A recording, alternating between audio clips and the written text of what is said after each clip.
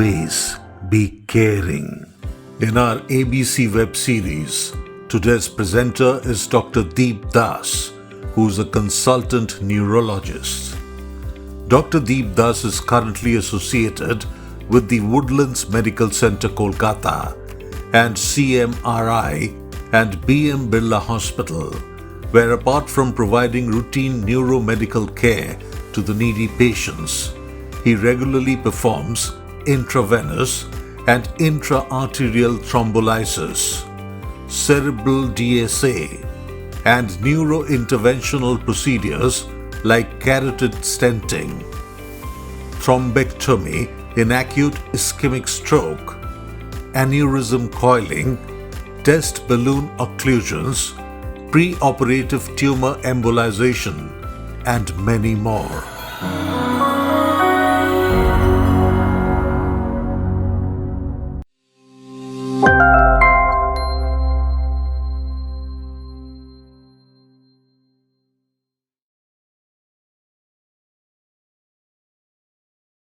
Hello everybody, welcome you on this show of ABC. Today we will be speaking and knowing about two very prevalent disease conditions which mostly affect the elderly, and they are Alzheimer's and Parkinson's. So possibly these two names would struck a similar note in your minds if you know what they are. One is synonymous with dementia, that is the diseases where we tend to forget. Alzheimer is one of them, and another very common disease which often affects people over the age of 50s is Parkinson's. So both of them are neurological problems, and though they are not killer diseases like heart attacks, strokes, but still they have such a morbidity and societal burden that these are very painful and pathetic conditions when they are in their most advanced forms. So today in this show, as a medical professional, I would dwell upon the common symptoms of these diseases, when we should be concerned about somebody being affected by such conditions, and what next to do, and what are the treatment options that are available to us. So let us start with Alzheimer's. So Alzheimer is one of the degenerative brain conditions where the brain cells which concerns our memory are affected. So if we try to understand the brain functions regarding the memory, how does it work? So let us draw a few comparisons. If we understand that how a computer works, so a computer has a hard disk and there are memories which goes into the hard disk. So these sort of memories are long-term ingrained memories in our brain. Suppose something which has happened in our childhood days, our fond memories of our anniversaries, our birthdays. So these are something which have happened in the long past, as compared to the recent memories, like what I ate in the morning, what was the number of my car, the bank account number, where did I put my keys. So these are more or less memories which we use in our everyday life. So these memories are differently affected in Alzheimer's, where the subjects who are affected with Alzheimer tend to remember more of the previous memories, the childhood days. They would often say that, well, I remember everything about the past, but I tend to forget the daily conversations, what I had for lunch. For example, somebody would forget where they have kept their car keys. So some people will automatically say, well, is it not very common that we often tend to forget such things in our daily life? So what is the border between normal forgetfulness and a slowly evolving disease process? So if we see, what are the symptoms of Alzheimer's then? Now here, the people tend to forget the whole of their experiences rather than a part of their experience, which is more common in normal aging. They are finding it more difficult to find it later in the part of their day, that what they have done in the morning. And they will be slowly forgetting to follow commands both in the written form as well as in the verbal area. And at the earlier part of the disease, if we allow them to take notes, they will remember most of the things when it is a normal aging process. These are cues from where memory can be retrieved. But as the disease progresses, they will find it very difficult, even with these written cues, to understand what they are instructed to do.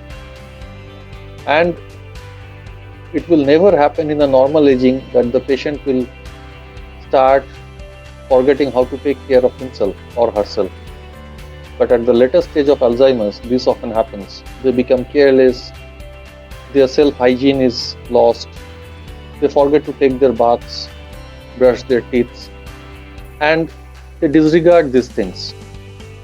So this is something which we should be very cautious about, because these are all very advanced stages of Alzheimer's. Now, we would ask, Doctor, is Alzheimer synonymous with dementia? Now, dementia is a conundrum of things where forgetfulness is a common symptom or the prevailing symptom. It is not only Alzheimer which causes dementia. So here there are various other causes, and as a medical professional, we want to understand what is causing the dementia. Is it something treatable? Is it something reversible? So after we take care of all these things, then only we can term that, okay, this is possible Alzheimer. Because once you are struck with Alzheimer, we know that it will be a slow but very relentless progress. So before stamping somebody with such a nomenclature, we would like to understand that whether there are some other treatable causes. So here there are some treatable causes of dementia I would like to emphasize upon. So vitamin deficiencies, thyroid problems, various infections, often some brain tumors, some commonly used medications, they can cause symptoms which are akin to Alzheimer's. Now here you can see the CT scan of a brain which shows that this patient has got a blood collection within the brain, and this is something which we call subdural hematoma. So here also the disease is mimicking Alzheimer, but it is a treatable condition where if we take out the blood clots from the brain, the patient can return back to his or her normal daily routines. So to recapitulate, what symptoms or signs should we look for this disease? If the patient has memory loss, he or she is having difficulty in performing his daily familiar jobs, problem with word finding, language problems, he is having disorientation to time and place, poor or inefficient judgment, problems with abstract thinking, misplacing things very often, uncanny change of behavior like becoming too emotional, having a prominent change in the personality, loss of initiative. So these are some things which should ring a warning bell. So these are more or less the signs and symptoms of this disease, and we should be careful about such conditions. So memory loss, difficulty in performing familiar tasks, these are very common early symptoms. So we should try and pick up these things. Now, if really such things are happening and we are concerned that this person might be having Alzheimer's or any form of dementia, the next best thing to do is to visit a neurophysician. So through certain tests which are carried out more or less routinely in the chamber, we can have a fair idea of what are the various domains which are affected for this person. Like, what do we mean by domains? It can be a language domain, it can be something related to calculation, something related to drawing, memory, abstract thinking, recall. So a doctor can test all these things, and there are certain scoring systems upon which he or she can arrive at a more or less definite conclusion that yes, he is having or she is having a definite problem of dementia. Possibly then the next thing that he will order for is some sort of scan for the brain. It can be a CT scan or it can be a MRI scan, and blood parameters like check for your blood sugar, the thyroid part, the vitamins, whether there is something wrong there. So these things being taken care of, the other thing which would follow are medications. So I would be just dwelling upon the most common type of medications that are used, and these are most often the cholinergic group of drugs. And if you are curious enough, then you would also find out names of such drugs like memantine, donepezil, rivastigmine. So these are classes of drugs which try to boost the chemicals which are associated with the memory function, and they try to bolster this memory functions. So having said that, we often start with the least possible amount of drug which would be most suited for these patients, and then try to build up these medications. Just remember that the earlier the patient is brought into medical attention, the better these drugs will work. It is very difficult to stall the progress of the disease or to reverse the condition once it is very late or advanced in the course of the illness. So I would request all people who are caring for such patients or who have a doubt in their mind whether this can be some sort of dementia, Alzheimer's, please seek a professional opinion at the earliest. Do not wait for it to deteriorate to a state where it becomes a problem for you to manage. So that is in short about Alzheimer's. Now coming back to Parkinson's. Now this Parkinson's disease is also a degenerative condition of the brain where there are 2-3 common symptoms which we should look after. One is a shaking hand. So a trembling hand, we call it a rest tremor. So why do we call it a rest tremor? You know what is a tremor? It's a shaking movement of the hand or the leg. So this tremor usually happens at rest when the patient is not doing any particular job, like maybe holding a cup of tea. That won't cause this sort of tremors. It is only at rest when you will find a pill rolling sort of a movement of the finger like this, just like rolling a pill. So this is one of the common symptoms.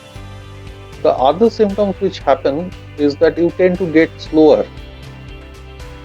You tend to lose that agility of your steps. The way you are walking gets a little slower. You are tending to stoop a little down, and your hands are not moving that freely. So this is when we call that a rigidity has appeared. It's a rigid sort of movement. Your hands are not that free. And this less movements, you tend to walk a little more stuperously. This is called bradykinesia. And at a later part of the illness, there is something called postural instability, where like if you were pushed suddenly, you take quite a long amount of time to get back to your original stable position. So these are common symptoms of Parkinson's, and remember that they often tend to involve one side of the body more than the other side. So it is not necessary that you will have all the symptoms on both the sides of the body. It usually starts unilaterally, that is, affect one side. So there are various stages of Parkinson's. So you tend to progress from one stage to the other. Like any neurodegenerative condition, these are also very slowly progressive disease. And here also there are some mimickers, that is other diseases which may mimic Parkinson's. So again, as physicians, we tend to rule out thyroid disorders. We put you through brain scans to understand whether there are other sort of intracranial pathologies which can mimic Parkinson's. Low mood and depression are also associated with Parkinson's. So if we try to know in a nutshell what causes Parkinson's, it is again the degeneration of various neurons inside the brain, most commonly affecting the circuit which is control of the movement part. And here you would hear about the molecule dopamine. So this dopamine, serotonin, these are important molecules which go down in Parkinson's. So medications which help in treating this disease are again anticholinergics. The drug which goes inside the brain and replenishes the depleting dopaminergic neurons, that is syndopa. Other medications are rasagiline, ropinirole, pramipexole. So these medications are best chosen by your healthcare provider. And again, remember that the aim of treatment is not to bring you back to your previous self. It will help you to retain your activity at a level where you are most comfortable, because too much of drugs might give you a kick in the very beginning, but in the long term it will have certain effects which will increase your problems. So go slow and tell your practitioner about the problems you are facing. He will adjust the medications. You would be keen to know what are the recent advances in treatment of Parkinson's, what happens in the advanced form of the disease. So a recent advancement is deep brain stimulation.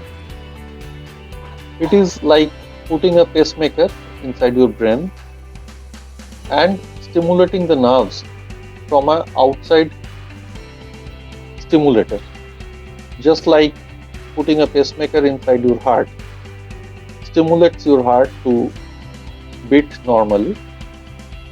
This is also sort of a pacemaker put externally, which will help stimulate the neurons, and they are an effective treatment in the later part of the illness.